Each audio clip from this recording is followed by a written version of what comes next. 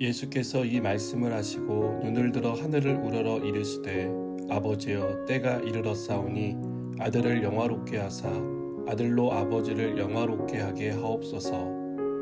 아버지께서 아들에게 주신 모든 사람에게 영생을 주게 하시려고 만민을 다스리는 권세를 아들에게 주셨음이로소이다. 영생은 곧 유일하신 참 하나님과 그가 보내신 자 예수 그리스도를 아는 것이니이다.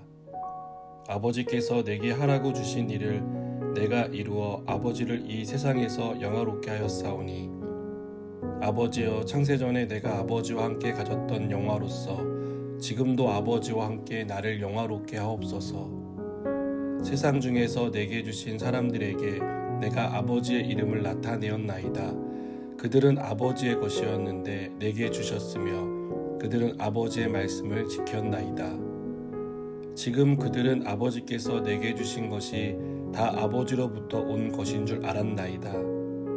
나는 아버지께서 내게 주신 말씀들을 그들에게 주었사오며 그들은 이것을 받고 내가 아버지께로부터 나온 줄을 참으로 아오며 아버지께서 나를 보내신 줄도 믿었사옵나이다.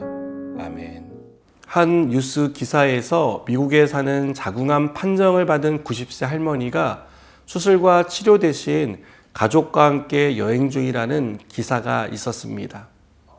할머니는 수술과 방사선 치료를 받자는 의사의 권유에 이제 90이라며 병원이 아닌 길에서 생을 마감하고 싶다며 여행을 떠난 것입니다. 죽음을 예견했고 준비가 돼 있었던 것 같습니다.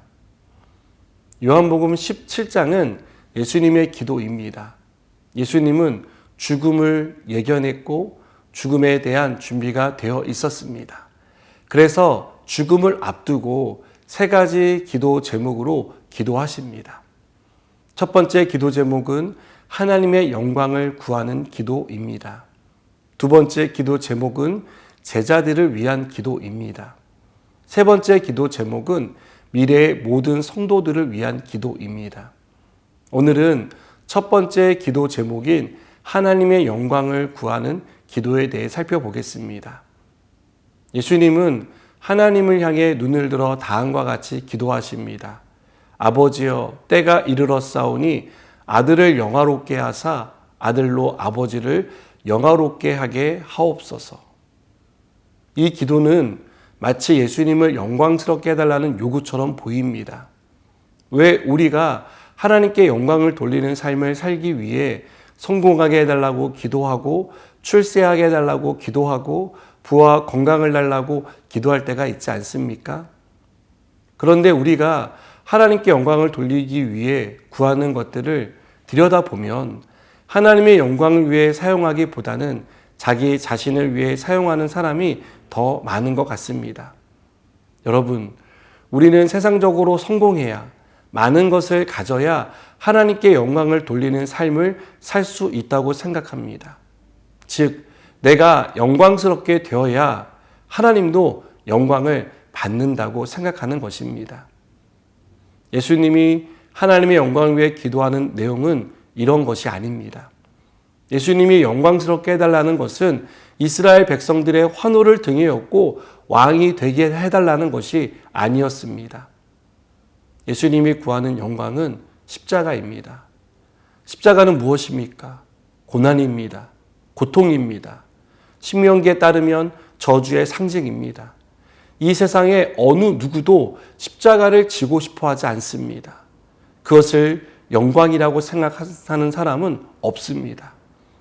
우리와 같은 몸을 입은 예수님도 십자가가 고난이고 고통인지 알고 계십니다. 그래서 깊은 고민으로 겟세마네에서 기도하셨습니다. 십자가가 이러한 것임에도 왜 예수님은 십자가를 영광이라고 생각하시고 감당하십니까? 예수님이 십자가에서 죽는 것이 하나님께 영광이 되는 것, 예수님을 믿는 사람이 영생을 얻게 되고 그것을 통해 하나님이 영광을 받으시기 때문입니다. 예수님은 3절에서 영생은 곧 유일하신 참 하나님과 그가 보내신 자 예수 그리스도를 아는 것이라고 말합니다. 여기서 안다는 말은 믿는다는 말로 바꿀 수 있습니다. 하나님을 믿고 하나님의 아들 예수 그리스도를 믿는 것이 영생을 얻는 길입니다. 예수님은 4절에서 아버지께서 내게 하라고 주신 일을 내가 이루어 아버지를 이 세상에서 영화롭게 하였사오니 라고 말씀합니다. 하나님이 예수님께 맡긴 일은 모든 사람이 영생을 얻게 하는 데 있습니다. 예수님은 십자가의 죽음으로 영광을 얻었습니다. 십자가의 죽음을 통해 예수님을 믿는 사람은 누구든지 영생을 얻습니다. 그렇다면 우리는 어떻게 하나님을 영광스럽게 해드릴 수 있을까요? 우리가 어떻게 사는 것이 하나님의 영광을 나타내는 삶이라고 생각하십니까?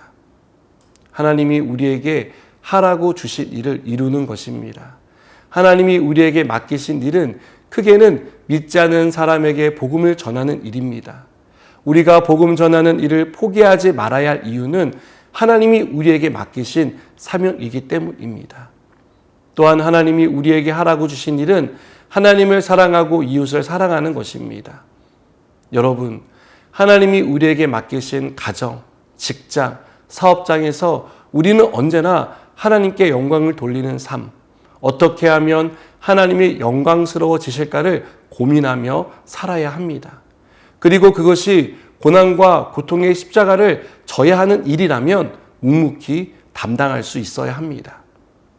하나님은 십자가의 죽음으로 하나님께 순종한 예수님을 영광스럽게 하셨습니다. 저는 우리가 십자가를 감당하면서까지 하나님의 영광을 위해 살아가는 사람이 되길 바랍니다. 그래서 하나님께 영광을 돌리고 하나님이 우리를 영광스럽게 해주시는 은혜를 경험하기를 소망합니다. 기도하시겠습니다. 주님, 우리의 삶이 주님께 영광을 돌리는 삶을 살기 원합니다.